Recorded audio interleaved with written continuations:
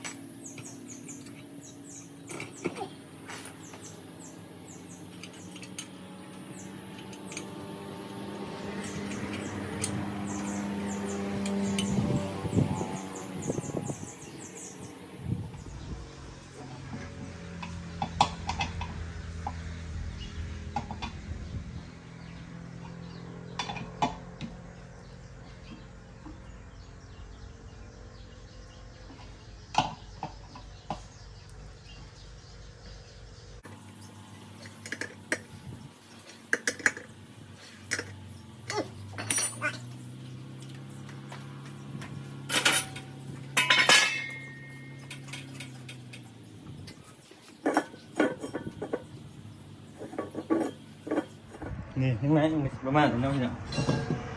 นี่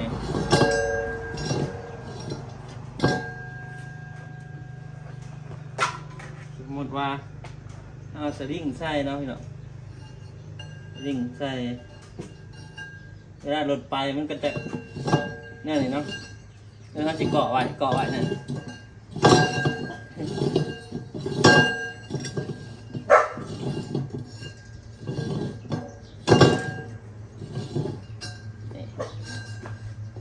ตัวนี้ก็ดึงใส่ก๊กใหม่เนาะสลิงตัวนี้ดึงใส่ก๊กใหม่ใส่นี่น้ำ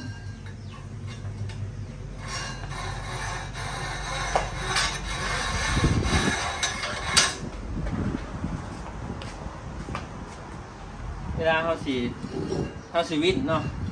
แล้วก็เอาน็อตล็อกตัวนี้เพื่อบอกให้มันปิ่นน้ำเนาะหาหลอกแต่เนาะพี่เนาะจะว่ารถมันขาเนาะรถมันขานี่หาหลอกเขาก็ดึงมัดใส่ต้นไม้เดี๋ยวเนาะเนี่ยนี่พี่เนาะมัดใส่ต้นไม้แต่ก็คับมาเลยเนาะครับมันจะวิ่นเขาไปเลยมันก็เป็นการดึงรถไปเลยเนาะพี่เนาะเนาะนี่แหละลองเอามาใส่งานเบิ้งเนาะพี่เนาะบ่เคยใส่เทื่อหรอกอันนี้ก็ล็อกไว้เนาะเพื่อบ่ให้เวลารถอวยรถยังมันจะอยู่ในแถวนี้เนาะปล่อยสลิงมันไปใส่นะนี่แหละ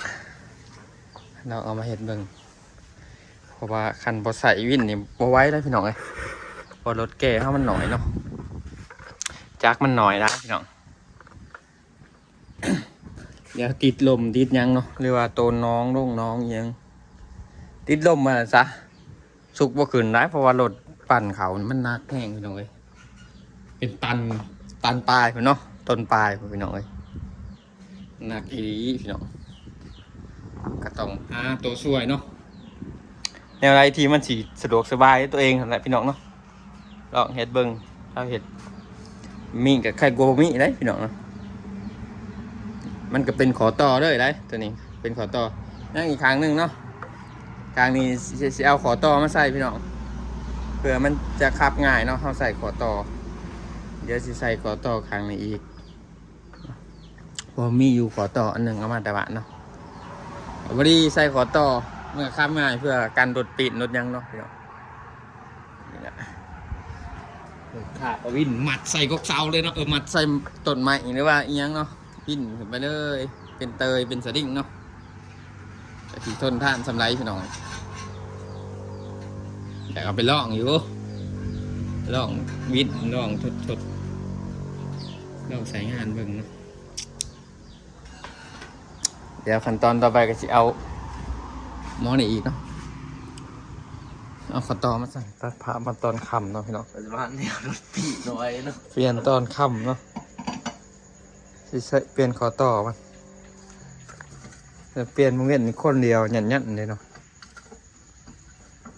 เดี๋ยวเราจับนิสัยกันดิ พอดีไงต้องปอมาพอดีจับไหลเอาตัวนี้พอเอาไอ้กูเปลี่ยนพอดีกูก็ง่ายๆเลยว่างไหนมันตกเลยเอาไงตามมึง ให้มันบ่ได้ยักข้ออีก กูเปลี่ยนพอดีกูคือจะว่าง่ายๆนี่ หลายคนง่ายแต่อด ไปมีวิชาการ ว่าเปลี่ยนหลายคนเจ๊ว่าพวกกระถึกอยู่ไหมครับมึงกะ วิชาการเต็ม ได้ตามกันอย่างน้อยนั่งนอกอะไร เนี่ยนี่มันเป็นประเภทนี้ได้สามกันอย่างน้อยนั่ง เดี๋ยวละเอามาข้าวเดียว ย่อออก หวานใส่กันในแบบชอบข้าหักเลย มัน มีแต่คนเขาได้เมียได้นี่ นี่ขอต่อ เจ้าของมันได้เมียของเพื่อนไหนของเพื่อนมีใครเอา ไปนอนแล้วสีเหลืองเอา ดุมเขาบนดุมนี่เนี่ยเราใส่แบนมาตัวนี้ ฮะใช่อยู่บ่ จะต้องมีนอดเฟิร์มได้บ้านนี่จะพี่ว่านอด คันนี้ดิกองงบอยู่ทำเห็นบ่ ก็ไม่อยากไม่ใช่ นี่ดิ ใช่มีแต่สี่อัน กระเซียนตัว เนี่ยมันจะชั้นตีนได้เลย กระตีนนี่ได้ใช่นี่ มีคนเดียว ไปแล้วสมอง ต้องลองใส่แว่นนะพี่เนาะ กูว่าเนาะได้ บ่นอนหน่อยปวดนะ ๆแล้วมันเขียนมัน นอนเมื่อไหร่นอนก็เมื่อไปนอนเด้อไอ้เจมส์มงคลเนี่ย มันเที่ยงอยู่หรอกอันนี้นี่ ตื่นกัน4 โมงเพียงใส่เวลาครับนะ เล็กงานมาทับเนาะ ตื่ อน ย่างเดียว 4 โมงยักเอวแล้วเสร็จมาก นี่แหละพี่น้องทีมงานจิไปน้ำเนาะมีบ่าวเอกับน้องปอเนาะน้องปอนี่แม่นหายไปน้ำได้ทำอิดเนาะเพราะว่าเพิ่นเคยเห็นเลยต้องไปเพราะว่าเฮาก็บ่เคยเห็นเนาะเอ็ดเนาะน้องปอไปน้ำไป ไปถอยหันถอยหนีกูชิบไรเลย บ่นะไปเปิดพัดลมแห้งบ่แห้งเขาออกอีกเด้เนาะ ก็สีดาบเลย มันต้องเอาคนเป็นไปน้ำพี่น้องเอ้ยไอ้น้องปอมือมีประสบการณ์เนาะในการ ยังเคยต้องเปิดคอยก่อนเนาะ ไปกระซ่าบาดนี่ บ่ซ่ายังสิซ่า มันบ่ได้ก็บ่ใส่แว่นเบื้องนี่มันบ่ได้มันข่าวบ่ได้ ซ่ามันไหลซ่ามัน เคยต้องเปิดคอยก่อนก็รีบองเปิดแห้งขึ้น มันถือบ่ ครับอาการ เดี๋ยวไปเอากระแจนะมาให้พอได้ ตีนตามนะ ว่าได้คอยจ้ะป่ะ คอยทันเอาเลย เอา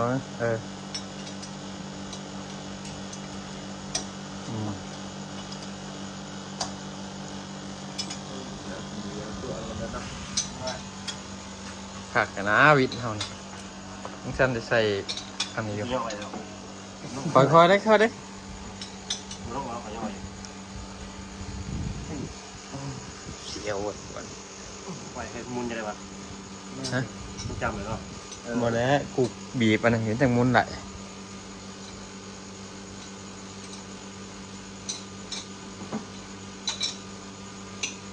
เออ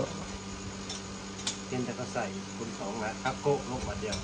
เอียง นี่แหละ ขอต่อหน่อยวะ เออ มันเป็นจะจิบหัก มันจะเป็นกันเนาะมันจะฮักปอกไหวเลยเนาะ ดีอยู่เลย อันนี้หมูขลอมดิหมูเขาแกะออกครับ โอเค โอเคเนาะ ได้ละ มา อันนัดใช้กันดิ บอก เนี่ย แต่คนนี้เลยนี่จะเทียม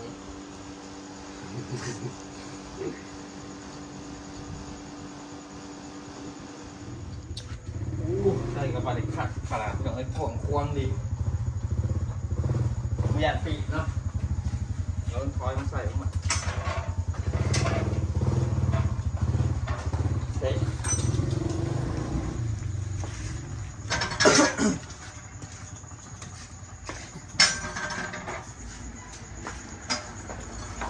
รับเรื่องหัน แล้วจะได้จ่อยเนาะ ไม่รู้เลย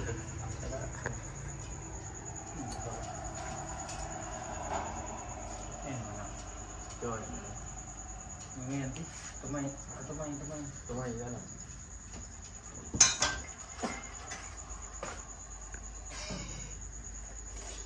จะรักเลยจ้ะ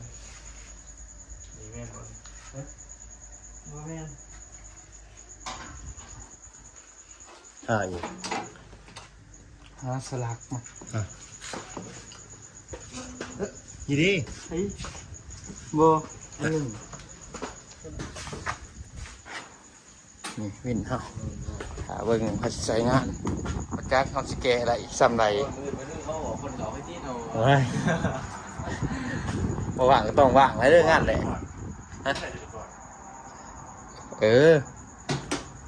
เนี่ย เกิดว่างทัน นี่เหรอบ่ว่างก็ต้องว่างในงานแหละ โอเคซุปใส่ดีกว่าจะเป็นอีกแบบหนึง ซุปใส่ดิ เอาวะครบ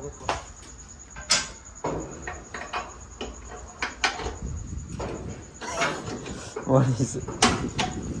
มันแต่ รักเป็นเนาะ เออ อันนี้ย้อนกะอะไรมาใส่ อืม เพราะว่ามันต้องว่างมากเลย บ่ว่างก็ต้องว่างในงานแรกงานแรกงานสองมาซอยกันเลยอันนี้บ่ว่าจ้างบ่ว่าหยังได้มาซอยกันเลยนี่แบบให้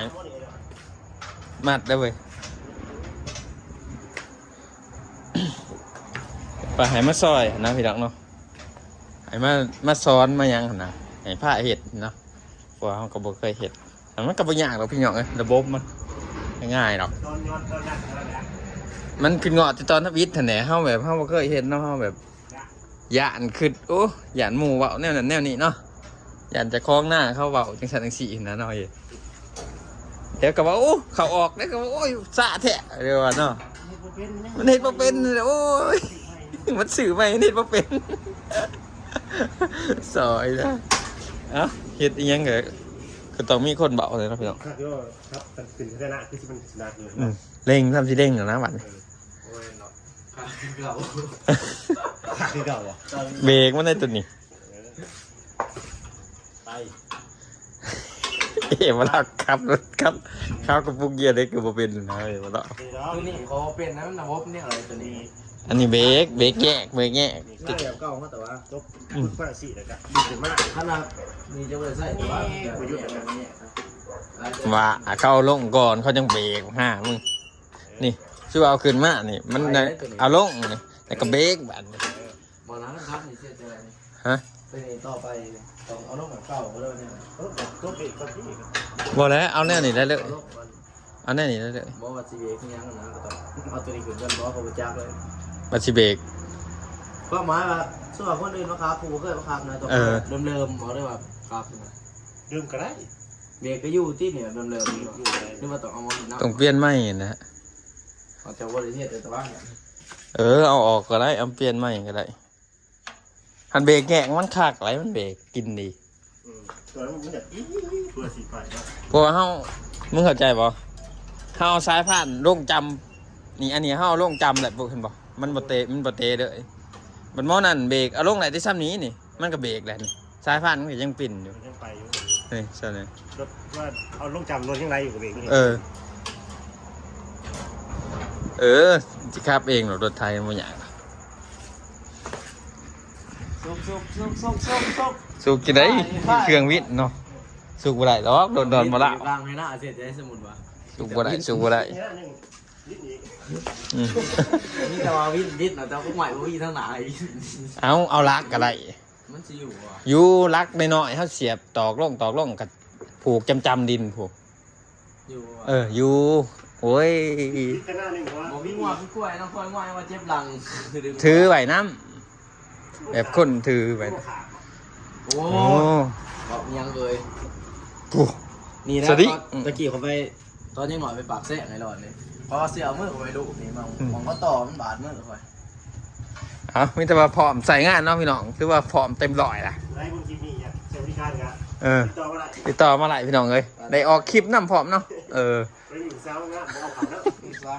ได้ออกคลิปน้ำพร้อมเนาะย่างน้ำมันเครื่องมาท่านได้เปลี่ยนตัวนี้ยังสิเปลี่ยนน้ำมันเครื่องอยู่ได้หมอหนึ่งก็ต้องดูแลมันได้นี่แต่ว่าอะไรของใหม่ เห็นว่าอะไรของใหม่กับอยู่ทีมของเก่าบ่ได้แล้วเนาะ ของเก่าอยู่บริษัทได้กู นี่ก็น้ำมันซึมน้ำมันนี่บ่ได้โอ้กระปุกเกียร์นี่ก็นี่น้ำมันเดือบซึมนะนี่ คนจะจัดใหม่นะพี่น้องนั่นคนนี้แค่ตามนะ โอ้หันตัวนี้นะมันนักมันหนิมดี หมูนี่เนาะโดดเด่นกูหมู ตัดผ่ามาตอนเสาร์พี่น้องเหมือนกังเวทนะ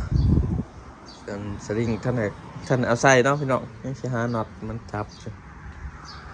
นี่เรียกว่าโหดเป็นโหดไว้ยพร้อมใส่งานนี่พี่น้องเอ้ยส่วนนี้ก็ยังเฮอรถใหม่อยู่เนาะพี่น้องเนาะให้ออกงานไม่ไหวยังเฮออยู่เนาะว่ากันพี่น้องเนาะ อ่ะพี่น้อง